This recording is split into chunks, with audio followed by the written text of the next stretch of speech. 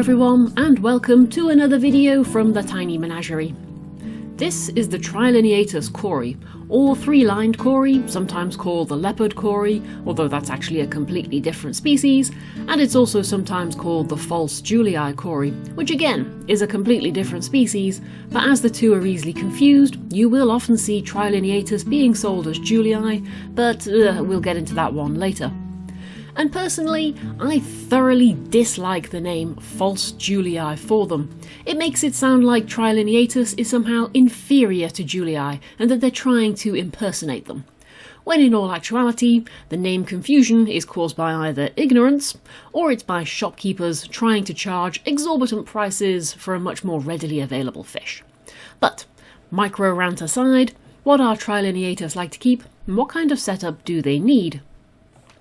Well, trilines hail from quite a wide area of South America, from Peru right the way through Brazil, and like many of their cory cousins, they are found there in huge shoals with many hundreds of fish, and often other cory species as well.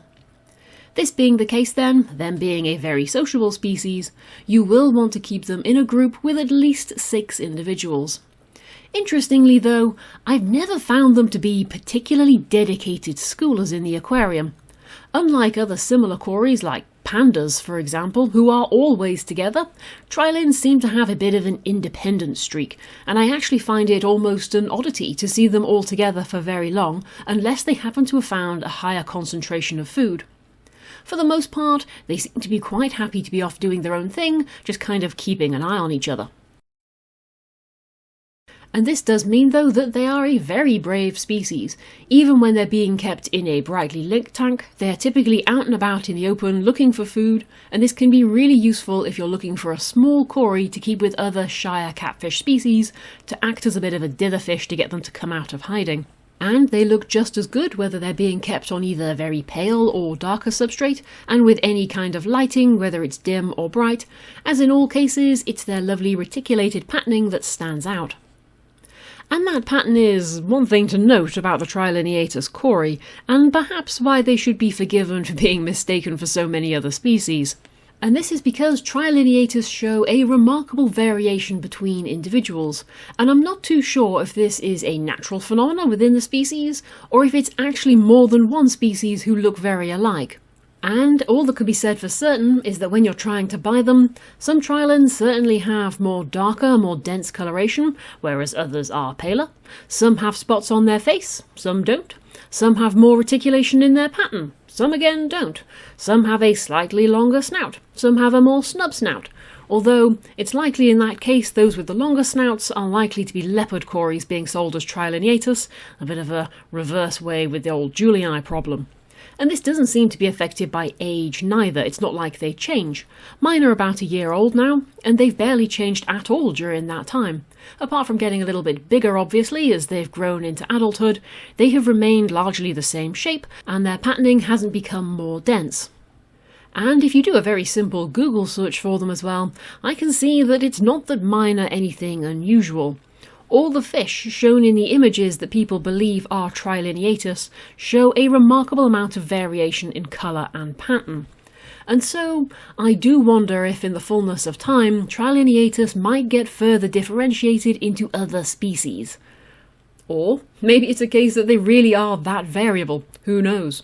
For now though, we have to work with what we've got, which is a possible collection of very cute, small growing Corydoras that grow to about 1.8 to 2 inches in length, and as they're not particularly chunky, they never feel like they take up much space in the aquarium.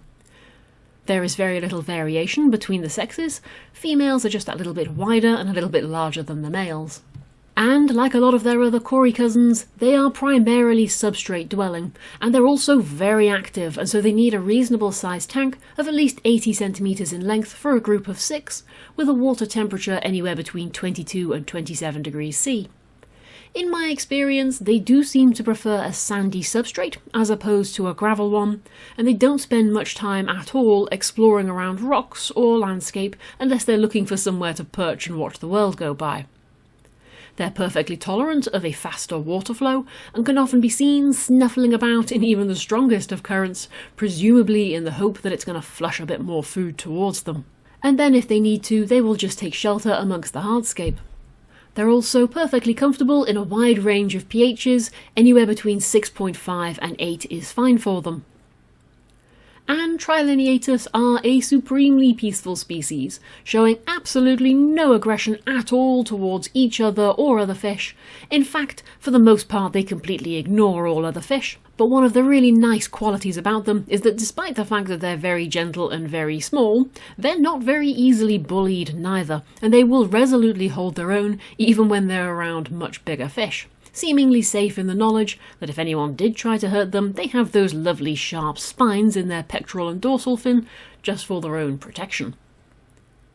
That non-aggression extends towards shrimp, and as they have a very soft, downturned mouth, it is absolutely useless for hunting, so even if they wanted to hurt a shrimp, they couldn't really do so, though I have little doubt they would happily consume a shrimplet if they came across one. So absolutely fine for keeping with adult Neocaridina, and as long as they're somewhere in the tank where shrimplets are able to hide, then it's likely that enough of them will survive in order to keep the colony going. As Trilineatus are a small cory and only have a very small mouth, then you will need to feed them quite a small food. And I tend to find that standard sinking catfish pellets are way too large for them, and so they need to be broken up into little pieces for them. Or, personally, I tend to just feed mine Hikari micro pellets as a standard daily feed because they sink nice and quickly and they're right size for the cories to be able to take. And then they get occasional bloodworms and frozen daphnia as a bit of a treat every now and again. But in all honesty, trilines are very easy to feed. They will readily take new foods without any hesitation, and they're quite good at finding food for themselves. Obviously as well though, if you're keeping them with many fish above them in the water column, then you will want to watch at feeding times just to make sure enough is sinking down to the cories that they're actually getting their fair share and they're not going hungry. Overall though, Trilineatus are an easy species to keep. The only real confusion comes from trying to buy them in the first place, as you're highly likely to either end up with a completely different species, or possibly a mixture of several of them. Anywho though, I hope you've enjoyed this little video, all about the Trilineatus cory. Happy fish keeping everyone, and I'll see you again soon. Bye bye!